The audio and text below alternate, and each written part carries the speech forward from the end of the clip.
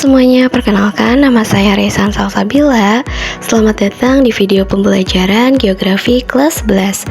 Hari ini kita akan membahas topik yang sangat menarik nih dan dekat dengan kehidupan kita, yaitu potensi sumber daya alam dan pengaruhnya terhadap kehidupan. Yuk kita mulai. Pernahkah kalian berpikir dari mana sih asalnya listrik yang kamu gunakan setiap hari? Atau makanan yang ada di piringmu? Semua itu berasal dari sumber daya alam, tapi apakah kita memanfaatkannya dengan bijak? Sumber daya alam adalah segala sesuatu yang berasal dari alam dan dapat digunakan untuk memenuhi kebutuhan manusia, baik secara langsung maupun tidak langsung.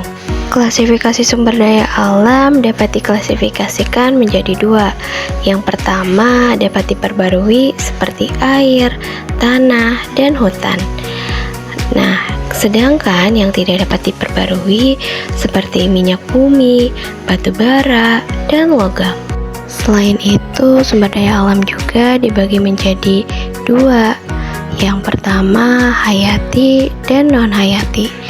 Nah, hayati ini berasal dari makhluk hidup, sedangkan non-hayati ini berasal dari benda yang tak hidup. Di Indonesia ini sangat kaya dengan sumber daya alamnya loh.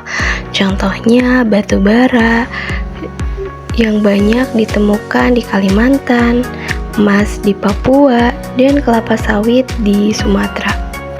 Pemanfaatan sumber daya alam berdampak besar bagi kehidupan. Nah, sumber daya alam ini menyediakan lapangan pekerjaan, bahan pangan seperti energi, dan bahan baku industri. Tetapi, pemanfaatan yang berlebihan dapat merusak lingkungan loh, seperti deforestasi, pencemaran air, dan konflik sosial yang sering terjadi, seperti berita berikut ini.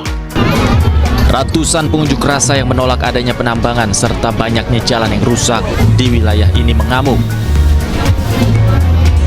Warga awalnya melakukan aksi orasi dan aksi membakar ban di pintu gerbang pabrik semen Garuda. Namun, aksi berlangsung ricuh dan makin beringas. Nah, ini merupakan salah satu masalah yang dapat terjadi jika pemanfaatan sumber daya alam yang berlebihan.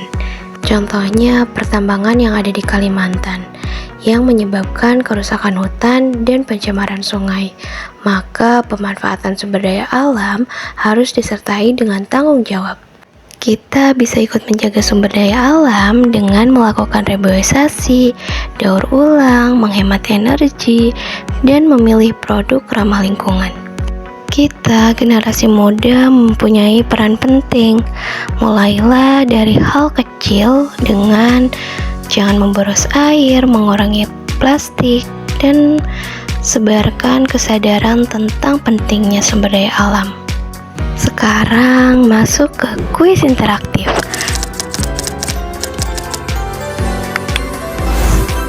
Coba sebutkan dua contoh sumber daya alam yang tidak dapat diperbarui. Tuliskan jawaban kalian di kolom komentar ya. Sudah di penghujung video, hari ini kita sudah belajar bahwa sumber daya alam sangat penting, tapi harus dikelola dengan bijak agar tetap lestari dan bermanfaat bagi generasi yang mendatang. Terima kasih sudah belajar bersama saya, Reysan. Semoga video ini bermanfaat ya. Sampai jumpa di pembelajaran selanjutnya.